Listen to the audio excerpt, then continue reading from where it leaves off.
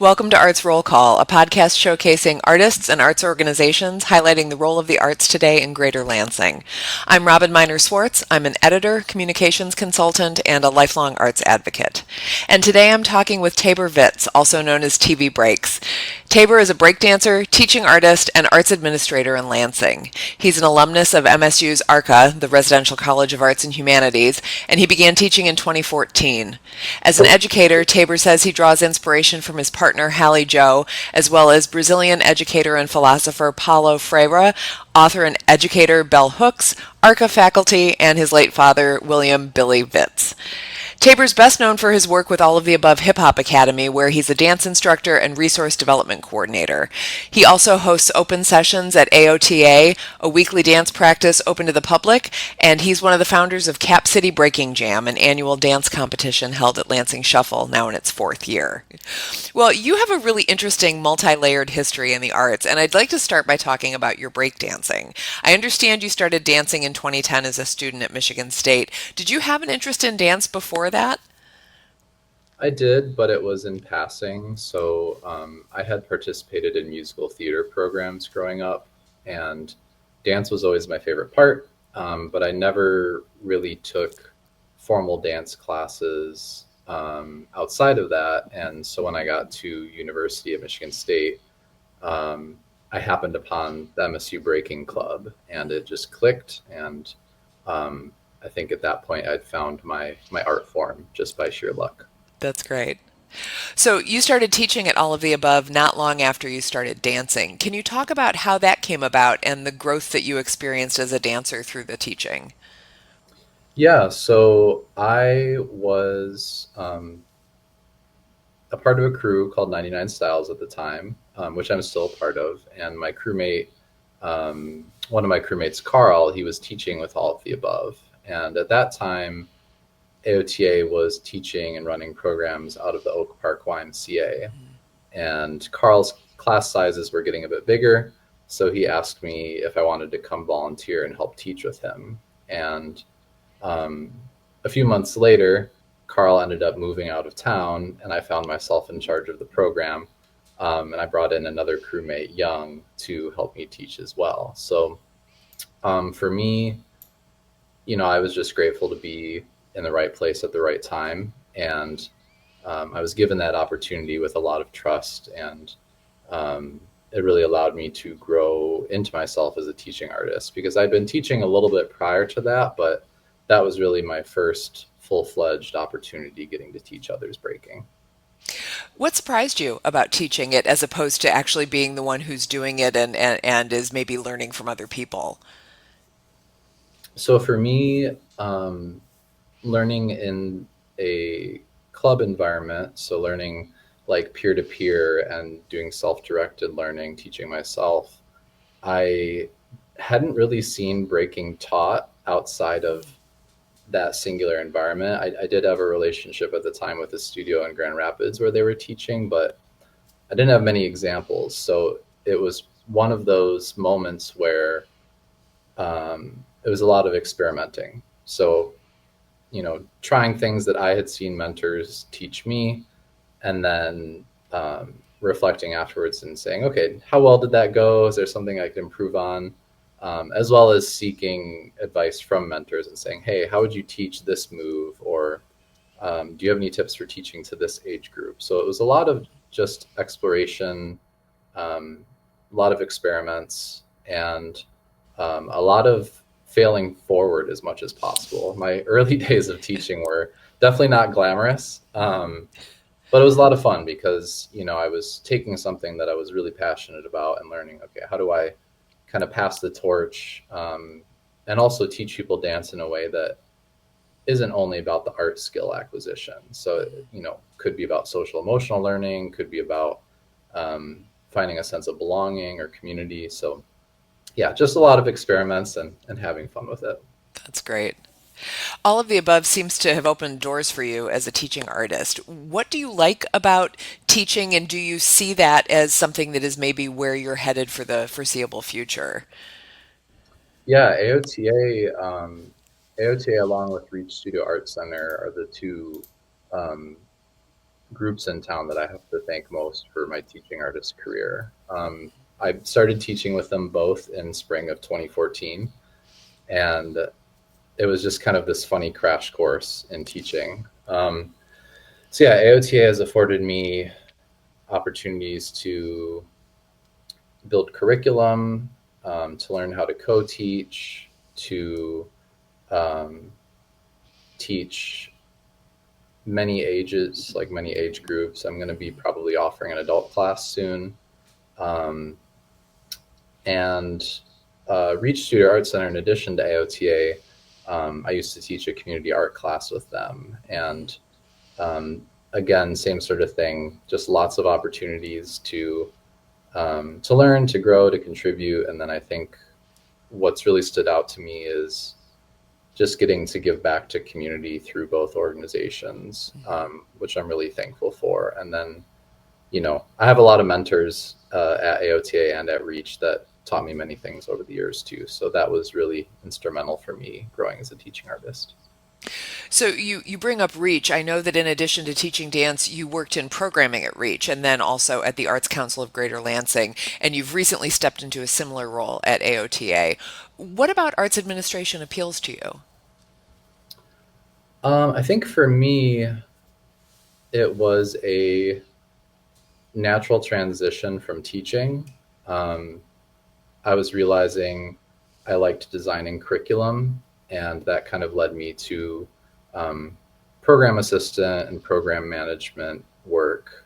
And that ended up leading me later into grant making and event planning through the Arts Council, and now, fund development, resource development at AOTA. So um, for me, yeah, the teaching artist work led to that, and I enjoy it because, you know, in Lansing we have a huge number of nonprofits, and um, thus to get arts and cultural programming running, you have art admin, right? So to me, it's an important part of the work. A lot of our free youth programming in the city wouldn't be possible without people behind the scenes raising funds, administering organizations, designing programs, implementing and maintaining them. Um, so yeah, I enjoy that sort of thing, being behind the scenes, but also being the artist in the room with students as well. Well, and so you've walked right into my next question, which is, the connectivity that exists in the arts community, specifically in our local region, where you're talking about there's this intersection not just of the organizations, but the creative people who are involved with them. Can you talk about the importance of being connected to these different groups and how those intersections help them all succeed? Yeah, so I think at least the way that I think of it, and I think many other people do locally as well, is that for organizations like AOTA and for Reach, who are both serving youth primarily, um, being aware of each other's programming so as to coordinate and try to offer things that supplement, or fill in gaps where maybe programming maybe is important. Um, so I think that's part of it. I think also just kind of seeing ourselves as peers in like a cohort, always learning from one another too, and looking for ways to collaborate, share resources. I know the last 10, 15 years, there's been a lot of focus on that locally of considering what assets we have, considering what resources we have, how we can um, use them better as a city and as a region. So that's certainly part of it. And then I think just like on an artistic level, getting inspired and um, always trying to raise the level of quality of our art and our programming. So we can look to each other and be like, oh, they did that. That's cool. What if we did this in kind of a similar vein? Or, oh, they're doing that. That's cool. We're not equipped to do that, but that makes me think of this. So just kind of like allowing for inspiration to spark naturally. And then I think, the Lansing arts community is, it isn't small per se, but folks know each other. So just by the nature of our city, everybody is in proximity with the work that we're doing. And I think art is a lot less like the, painter sequestered in their studio working nowadays. It's a lot more communal, I think, Hmm. and especially as teaching artists, being a teaching artist, I think for a lot of folks is also being um, a community organizer in one way or another, whether you're fostering community with the people you teach or advocating for wider things in your community. So that definitely comes to mind when I'm thinking of just the arts landscape here in different groups. Yeah, it's less about competition and more about that community that you're talking about. And you find that once you all start connecting like that, it really just it improves it for everyone, which is a real gift. And to be in a community this size where you can have that kind of connection, I think is special too. Right. Yeah. Maybe with a larger city, it's easier to get lost in the mix of Hmm. everything that's happening. And with that said, I mean, having been in the Lansing area for 15 years now, um, there are so many things happening now that I don't think I'm able to keep up like I was able to Yeah. in the past with arts happening. So that's actually really exciting to be seeing. I think we've sort of been there for a bit now, or sort of cresting into that space. But yeah, I think the size of Lansing and the capital region affords a degree of closeness Yeah. that maybe other cities wouldn't find. Well, you recently received a 2025 Artists in the Community grant from the Arts Council for the open sessions that you're doing at all of the above. Can you talk a little bit about that grant and the program that it funded? Certainly. So the Artists in the Community grant funds um, free programming for the public, and it's often centered in placemaking. So thinking about enhancing residents' sense of place, public spaces, that sort of thing. So for me, with open sessions, it was an opportunity to take an aspect of breaking and of hip hop culture and apply it to serve Lansing in a unique way. So breakers, we often learn in these community spaces, like the club practices that I started learning in.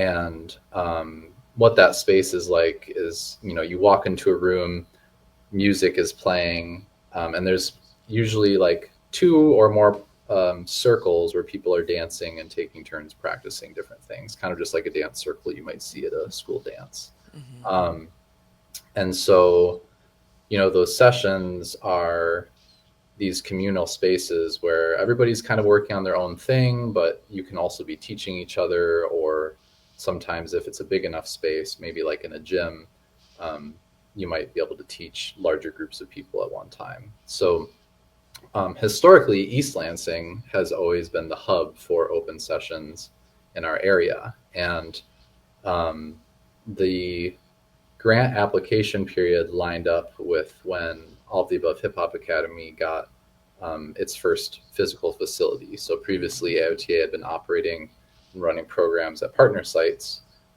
schools, community centers, um, churches, YMCA's, that sort of thing. But yeah, recently AOTA got a space about a year ago. And so I thought, maybe this would be a time to like shift the epicenter of sessions a little bit away from East Lansing and try to do some sessions where dancers can attend for free in Lansing.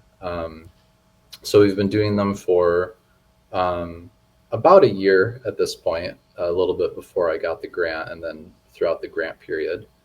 And it's a 2-hour practice once a week, every Thursday. And basically, dancers with some level of experience can attend, even if they're not breakers. So, Hmm.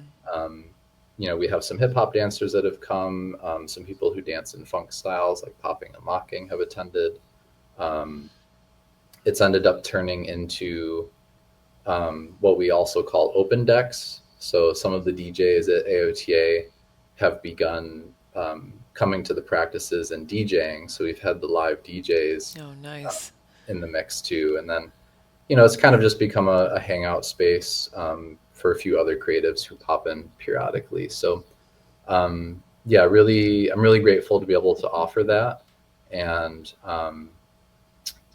in addition to that, there's also practices every Tuesday with the MSU Breaking Club. So now we have Mm, like two consistent practices in our region for the first time in a long while. So that's great. it's a lot of fun. Yeah.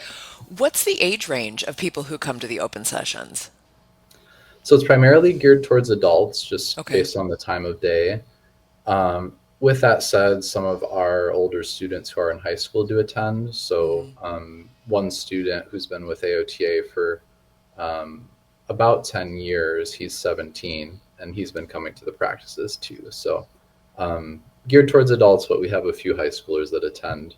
Um, and then as a pilot, I've also been running a once a month once a month kids session this summer. So for our students that are ages 6 through 15 primarily, who take classes with AOTA or who I've taught elsewhere, I've invited them to come once a month for an hour and kind of try out the session environment with a little more hands-on guidance from me. So it's like half class, half open practice. Oh, nice. But that's been a lot of fun. In addition to teaching, I know you've been involved a bit in both sides of the competition scene. Can you talk a little bit about that and what about competition it speaks to you and to your students? Yeah, so street dance competitions are a little bit different than like um, often what people think of with the dance competition. So like Hmm. studio dance competitions are um, basically group choreography showcases that are Hmm. competitive, um, kind of like on shows like So You Think You Can Dance. You know, crews or large groups are dancing at a time. There's judges scoring them.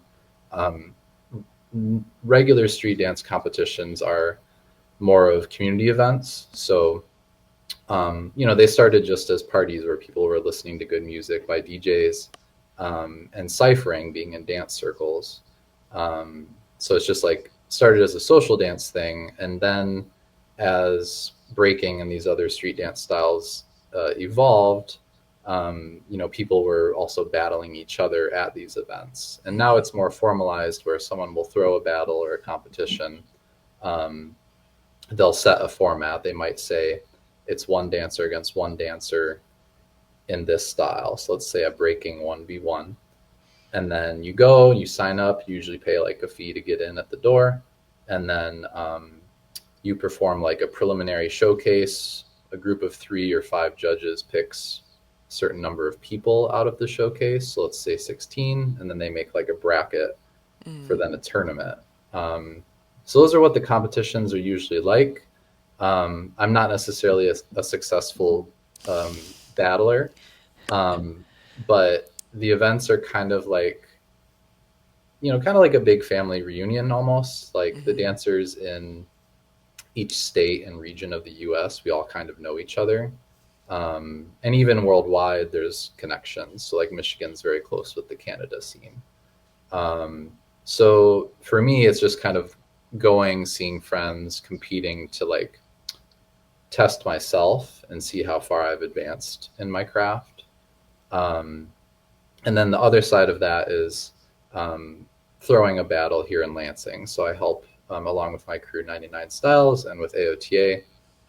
We throw Cap City Breaking Jam, which is now in its 4th year. So I like to dabble a little bit in the event planning side of it, but mostly I just like going to like vibe and hang out with friends. So you mentioned Cap City Breaking Jam. I know the next one is coming up September 27th. It seems like it's really grown in the 4 years now that it's been going on. Can you talk a little bit about the evolution and tell us what folks who go this year can expect to see?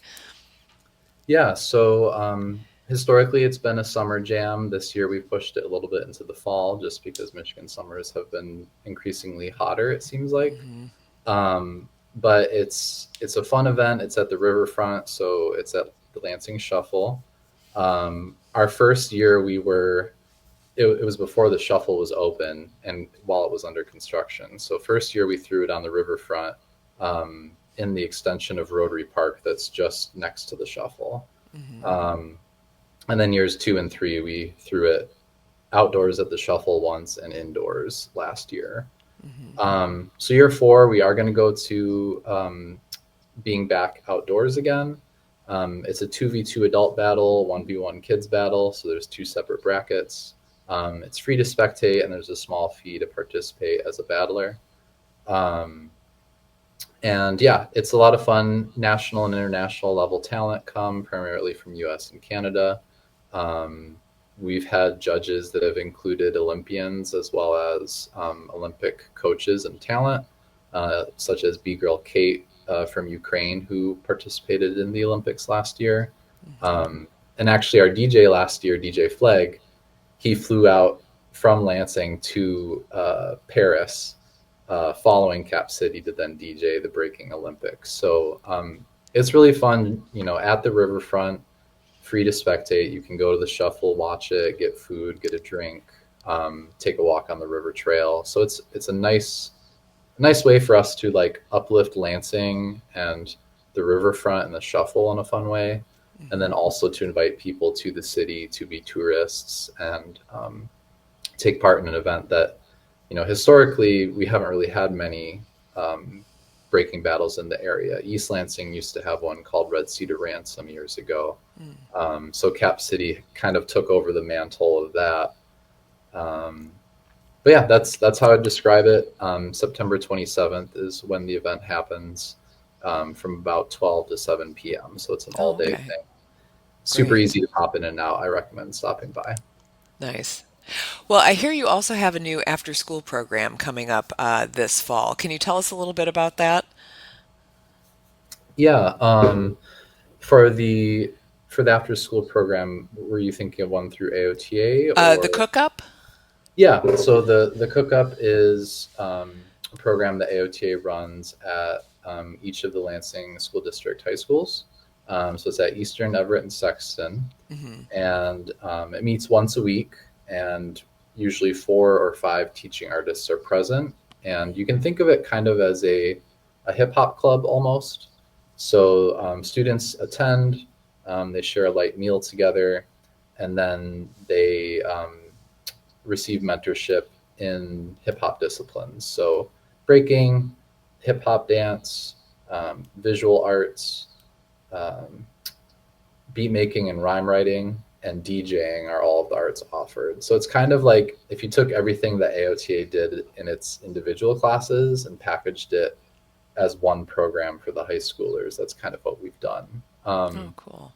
Yeah, and then over the school year, they work on projects. They might work on creating a song and releasing it. They might work on creating some choreography or some apparel, or maybe a DJ set. Last year, one of the Eastern students DJ'd their prom alongside 2 of our instructors. So it kind of leads to these opportunities for them to grow as young artists, and then just to have a consistent place after school to have community, feel a sense of belonging. Our hope is that then they're building social emotional skills. They're probably getting a boost in attendance at school because they have a reason to stay in school and be at school, because then they can go to the Cookup afterwards. And yeah, I get the honor of getting to teach at Eastern, so I get to teach breaking there, and we have some student teachers there too. So one of the students is good enough that now he's teaching the other breaking students who are attending. When you were growing up, did you ever imagine this would be your career path? Oddly enough, I can't say that I did. When I was growing up, I was very much into math and sciences, and for a long time wanted to be an engineer or an architect. Took a lot of drafting classes, both analog and using like AutoCAD software. So that was my track for a long time. And simultaneously, my dad, he was a percussionist. He played with the Grand Rapids Symphony and in a surf rock band called the Concussions. But he also taught. So he taught at colleges in the area, and he taught private lessons out of his studio, which is next to the house where I grew up.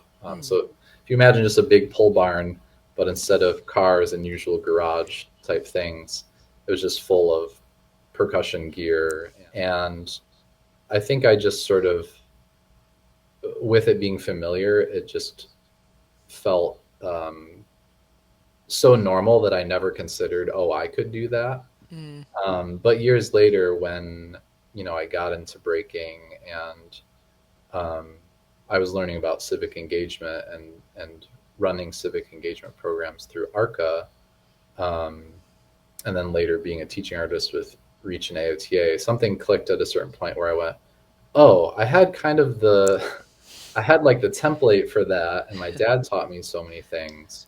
mhm. I just hadn't realized that I had that in me until these later moments where I had opportunities to build on that. So yeah, I never considered it growing up, but oddly enough, got a lot of tools in my teaching toolkit from my dad. Nice. Tabor, where can people find you online if they'd like to see your work or connect with you?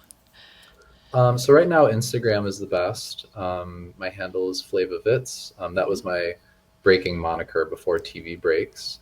I'll probably be putting out a website this fall or upcoming winter. So that's incoming, but Instagram right now is the perfect Okay, place. great. Well, good luck with the event this fall, and thank you so much for joining us today, Tabor. I really enjoyed this conversation. Thank you, Robin. It was a pleasure to be here. This podcast has been a production of the Arts Council of Greater Lansing. To learn more about them, go to lansingarts.org.